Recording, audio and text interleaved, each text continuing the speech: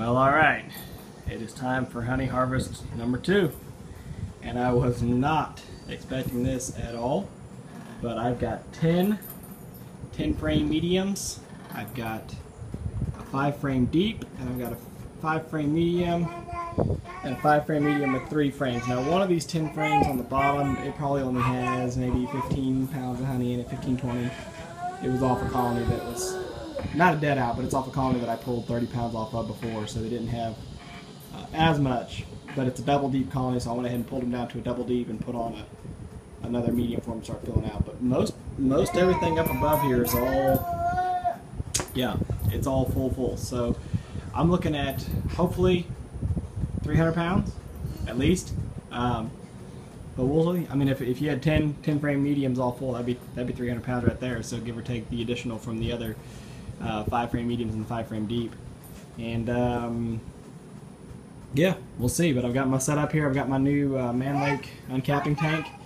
Pretty excited about using that for a change and not using that old plastic tote that I was using that was a pain in the butt. So an actual true uncapping tank. Make sure the valve's closed. And then yeah, just my good old extractor set up here, old hand crank. I had to go buy a bunch of buckets. I didn't have enough buckets for all this honey, so got a bunch of BPA free food grade buckets from Lowe's with snap-on sealable lids, so I'll be able to just fill it up liquid honey in these buckets and snap the lid on and put it in storage until I bottle it up. But anyway, we'll get after it here, and I'll let you all know when it's said and done how much I got. Just give you a little status update here. We've done the 2 medium 5 frames are underneath there, the 5 frame deep and 10 frame medium that we have officially extracted, and we've got a full bucket already. So honey, 12 pounds per gallon. A 5-pound bucket should be 60 pounds. Now I don't know if this is full.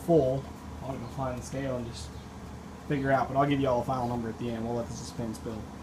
But yeah, I actually should have swapped my sieve a little bit sooner because it was sitting in this honey. So then when I went to move it into that bucket, I had to sit there for a long time and hold it up out of the honey and let it drip and drain out. And I still spilled a little bit, but anyway, we've swapped it over, and I've got 20 more frames on capital, 17 and 3. I'm gonna start spinning on. Tell you guys the most important thing about doing any bee work is having helpers. Gotta have helpers. I've got my little helpers out here with me today, and so I can show you my son. He's doing pretty good. He's just hanging out, playing with his toys. Sissy's pushing him around. But I just introduced her to the honey, to the ability. She walked over here and I told her, you know, poke your finger in there and get some, so she did. And yeah, now she's hooked. She's actually chewing on us. She reached in. There was a big chunk, kind of like this one, big chunk of beeswax. And she pulled it out, and now she's gnawing on it. So no stranger. Oh, here we go. There we go. Yep, there goes some more. You gonna spit that piece out? The other one? Spit it out. Spit it out. Can you? No. No? Are you gonna swallow it? It's like chewing gum. Probably shouldn't give you too much. I don't know what it'll do to you. Anyway, yeah, I just thought that was hilarious. You know, I used to have to worry about my dogs. My dogs get in here and try to lick the honey up and get in the way. So, but now apparently, now I gotta worry about this one. Stumbled across a nice little treat here. Pulling out frames, you know, uncapping just in machine mode, pulling, uncap, pulled this one and took a swipe at it and uncapped it and realized how thin it was, and then took a second look and realized it was actually natural comb. So they pulled in this frame, and I don't think, I hadn't put a starter strip or anything in there for them.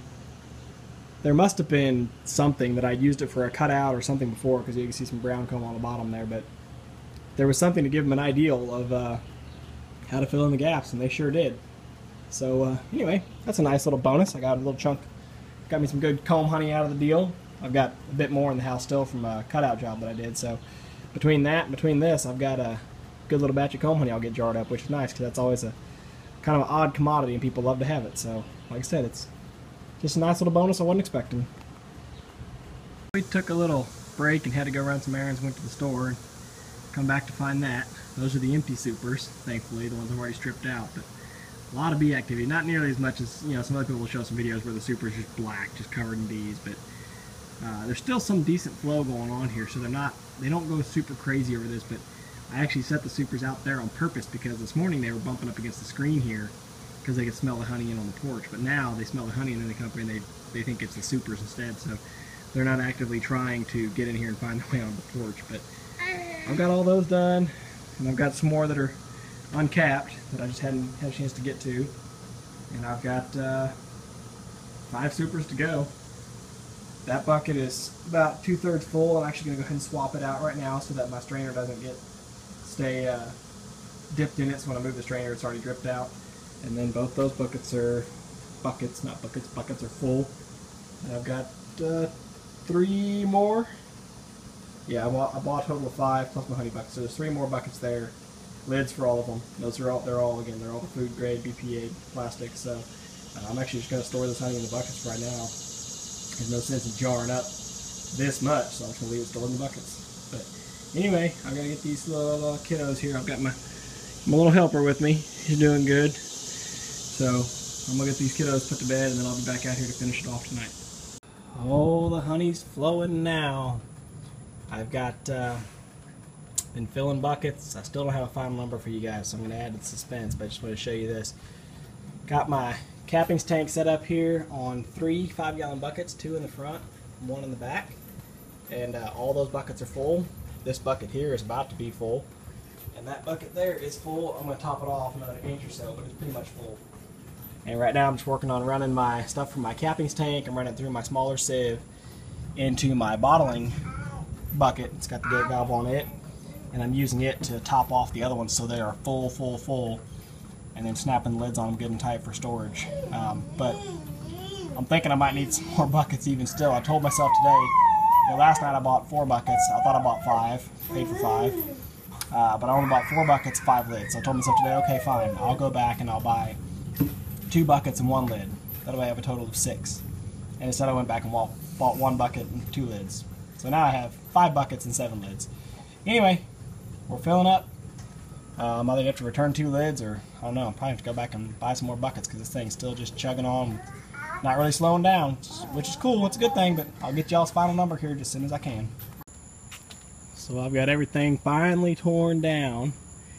I lay my extractor and my buckets out here on the side, and the reason I do that is because I found if I leave them standing upright, even if I really mop them out good and I feel like I've got them clean, leave them standing upright, they're still always going to pool a little bit of honey in the bottom, and that drowns a lot of bees.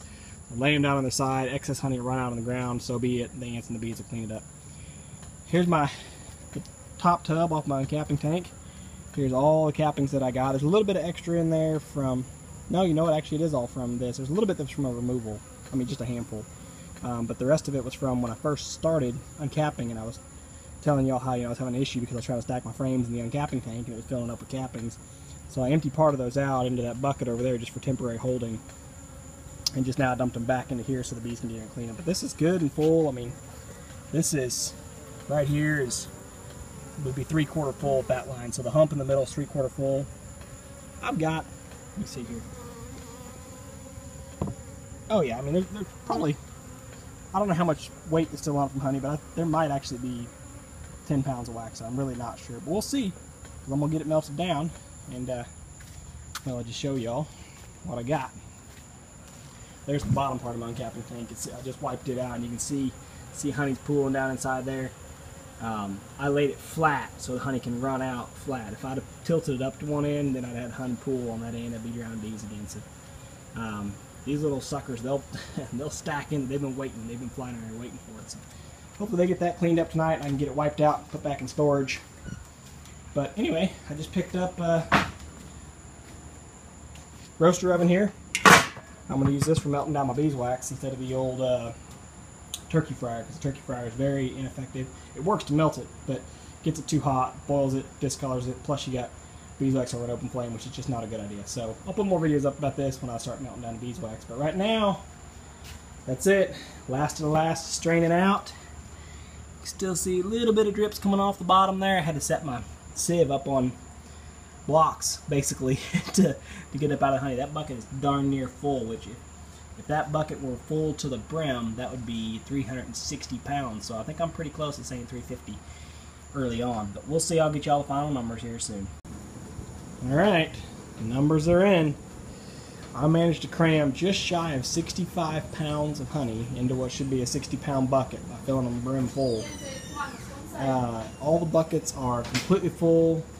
except for my one with the gate valve on. It's only got like 55 pounds, but final numbers in, gross weight 373.8. So do what you want to do, knock off 10 pounds, I don't care. For bucket weight, that's still 363 pounds, so that is awesome. I am stoked. That is by far the biggest honey harvest I've ever gotten, more than double what I've ever done in the past, which makes sense because I harvested off of more than double the hives. But like I said, it's cool, it's exciting for me.